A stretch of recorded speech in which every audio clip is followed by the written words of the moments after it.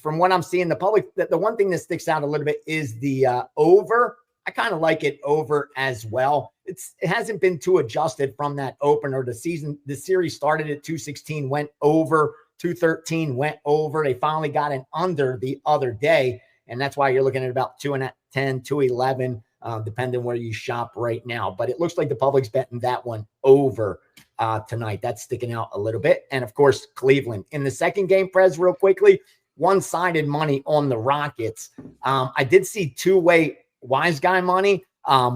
We didn't bet it. One group, as soon as the line came out, they went under 202.5. Yep. And then at 199, another group went over. So that's a big move from 202 down to 199. So I don't know if it was anything to do with a injury or a player possibly not playing. That's a big move, even for some steam on the under.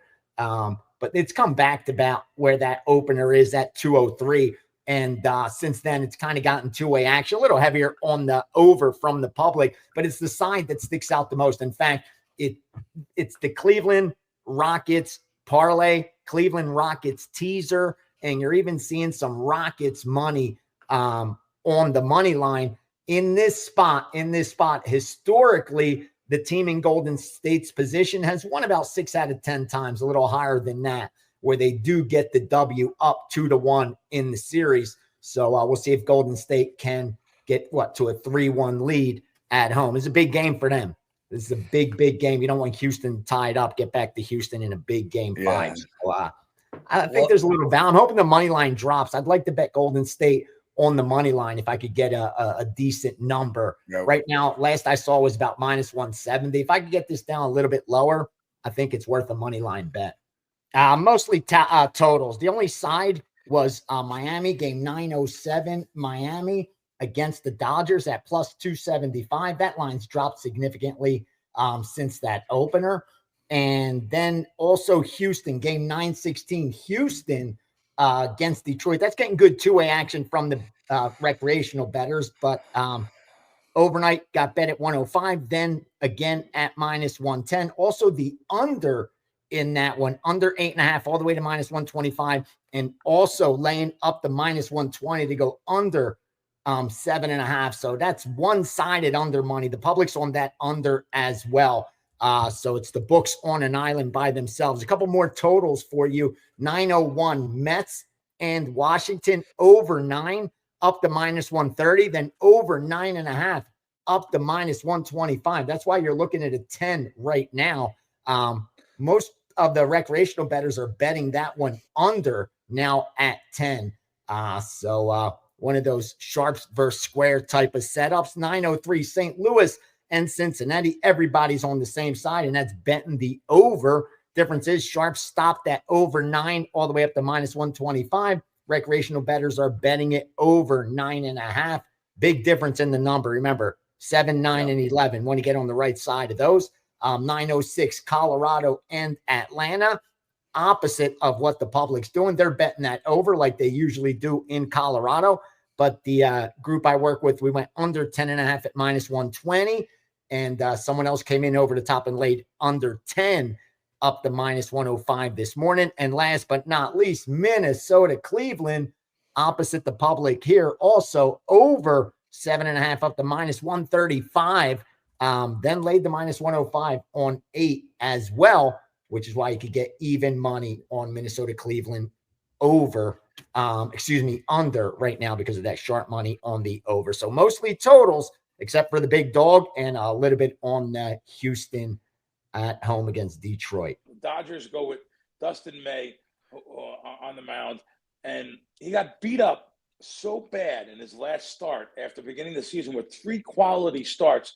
He looks to bounce back today against the Marlins, who are coming off a tough 7-6 loss yesterday in Seattle. Dodgers are, you said, like, I'm looking at my screens here, -270. Some books are just ridiculous with their juice. -310. Come on. And I only say that because I have many different sports books up. I see -270, -280, and then, there's some -3-1s. That's why you have to have multiple books to shop at. Dodgers -270 favorite. Let's call it that in this one. As a general rule, like I said, I don't like to lay any juice like that in baseball.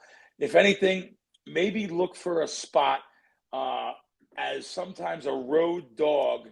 The Marlins plus the 1.5. And I say this because those bookmakers already put up the Dodgers and they add that tax. The tax is in the form of laying extra money because everyone loves the Dodgers. Who's going to bet the rat hole Marlins against the Dodgers? Well, the books know that too.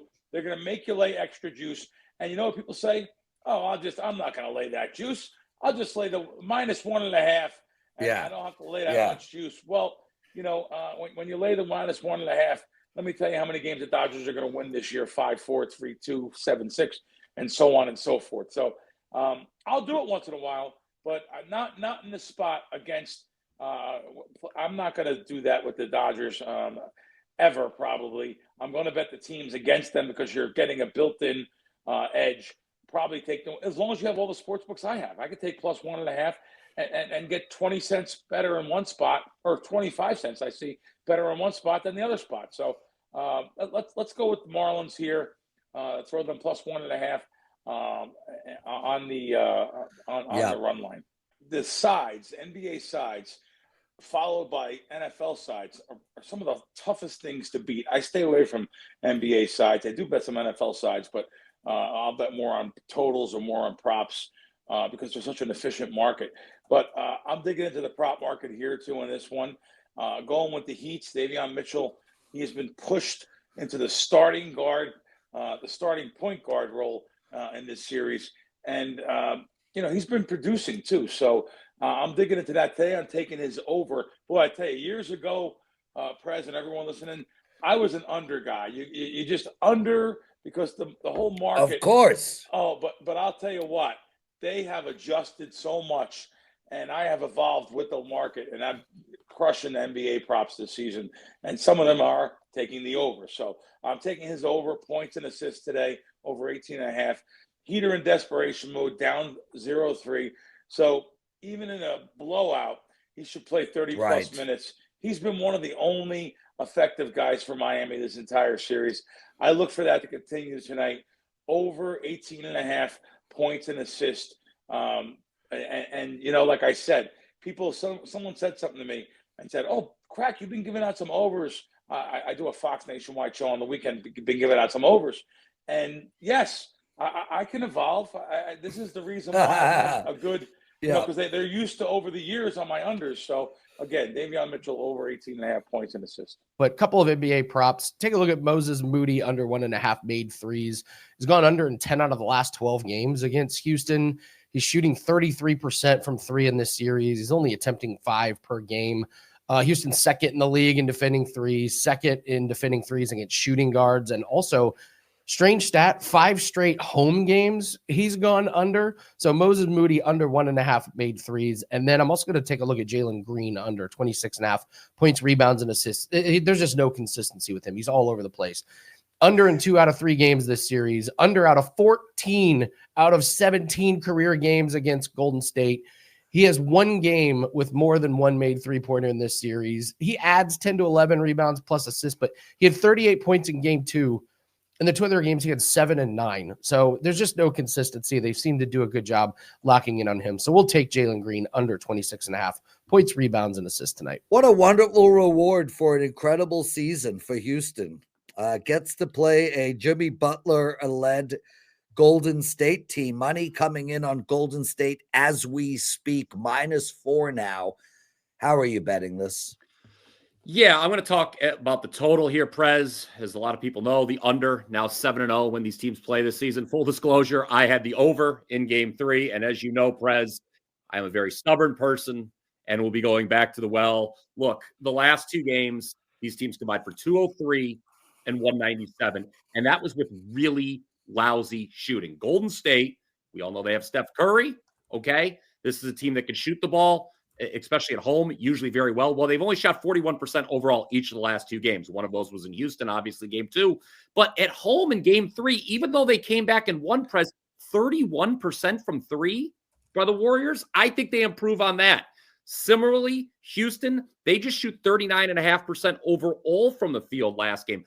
I just look at all these respective shooting numbers, and I just see so much room for improvement for both teams. And considering how many points were scored in those last 2 games, again, 203 and 197, it's not like we need a ton of improvement here to get over this number. I heard Gianni talk about this earlier in the show about how this total has moved. It got all the way down as low as 199 when I woke up this morning. Now it's back up to where it opened. Would have loved to grab it at 199, obviously. It was at 200 and a half. Talked about it this morning on the Power 5. I probably wouldn't go higher than 204 and a half, but I'm doing the over again. It's worth noting, prior to Game 3, there was a lot of steam on that over. The steam was wrong, obviously, but if you bang your head against the wall 7 times and you're wrong, Prez, why not an 8th? Over. As disgusting as it may sound, Prez, I would bet the Rockies plus 1.5 here. I understand the team is 4-23. They've lost 6 in a row. But before we all go logging off and discuss, check this out. The Rockies are tied for the major league lead in 1-run losses. A 1-run loss here, we still cash, Prez. That's the beauty of taking the plus 1.5. I heard Crack earlier talking about how you don't want to play these big favorites in baseball. I completely concur with him. Me personally, it's just, you look at this matchup, I would rather take the plus 1.5 minus 105 than bet the Braves minus 170 on the money line. You look at the starting pitching matchup for tonight, okay? I actually give Colorado the edge. Ryan Feltner was originally supposed to start yesterday. I talked about it on the Power 5. I said I would have played the Rockies plus 1.5 had he started. He's the one starter on this staff that I like. He's allowed 2 earned runs or less in 4 of his 5 starts. The exception was against the Dodgers. And going for the Braves, it's Bryce Elder, who I've never liked. I could certainly see him struggling in hitter-friendly Coors Field. Last point I'll make is this. Even though they've turned around things recently by winning 7 of 9, Braves still 3 games below 500 for the season, Prez. You mentioned the bad start they had. Also, 3 of their last 7 wins by exactly 1 run. Let's hold our noses. As disgusting as it may be, even by my standards, this is pretty gross. Let's take the Rockies plus 1.5. In the first 3 games of this series, 5-on-5 play, Florida has a 54.99 expected goal share. That would leave Tampa Bay with 45.01. The Panthers have outscored the Lightning 5-4 in 5-on-5 play. And on the power play, Florida has outscored Tampa 3-1, despite the Lightning having over 9 more minutes with an advantage. That is something that's a big way this series has played out, because we all know Tampa Bay's got a very good power play. They just haven't been able to put it together, even with the extra 9 minutes of ice time there. Tampa gets Brandon Hagel back from a 1-game suspension, which should help this team offensively. He's also pretty good defensively on power kills. But despite that 5-1 victory in the last game, the expected goals were virtually equal. Yep. Florida's been the better team in this series, if you ask me, and you have to admit that the last 2 years, they have been the best playoff team in the league.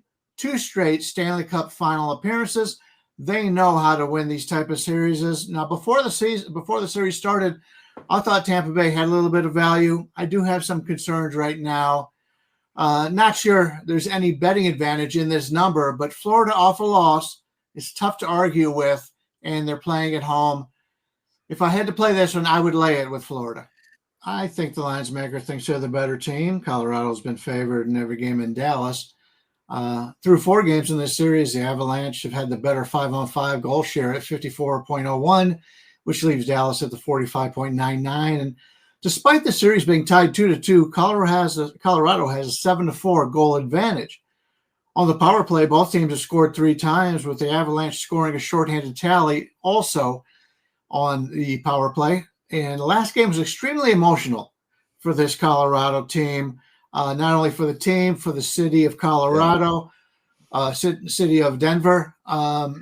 They've got Gabriel Landeskog back, and he finally made his home playing return after a 3-year absence. And it would have taken a perfect game for Dallas to even compete in that game. Yeah. Huge emotional edge for Colorado. And we see this every once in a while in major sports. And I hate to make generalizations, but it seems to always win. I've followed this over the years. Somebody in a college football team gets shot on campus and things like this happen. Those teams in those cities just rally around it. And that's what they did last time out. Colorado dominated that game. There wasn't a whole lot Dallas could do about it. So it's kind of a throwaway game for me. Yes, Colorado won. They won big. They were very good. But now it's the second game. And they're going to go back to Dallas, where he played before. And he didn't score, by the way. And now the teams are even heading back to Dallas in what is a pivotal game 5. Stars have now lost 7 straight opening games in a series, but yet so far they've come back to win series 4 out of 6 times. That tells you this is a team, when their back is to the wall, they come out and they play well, and this has got to be a must-win game for Dallas. We talked about Colorado being the better team. Dallas has to win tonight, and they've shown in the past that they can do it. So this is a team you can't count out, especially in this building. Colorado's got a healthy squad, no doubt about it. But I think the betting value here is on the home underdog Stars off of that embarrassing loss. This is the season for Dallas, and they've got to be able to show up tonight. They're the lesser of the 2 teams, and the lines tells you that. But I expect the best out of Dallas tonight. This is the one game where I think there's value on the underdog.